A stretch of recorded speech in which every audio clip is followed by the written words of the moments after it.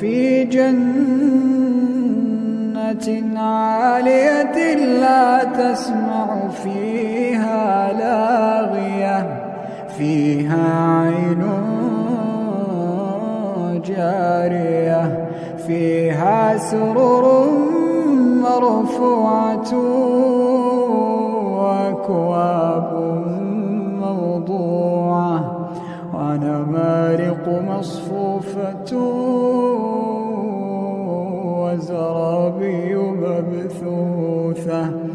أفلا ينظرون إلى الإبل كيف خلقت وإلى السماء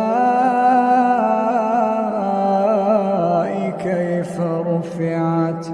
وإلى الجبال كيف نصبت وإلى الأرض كيف سطحت فذكر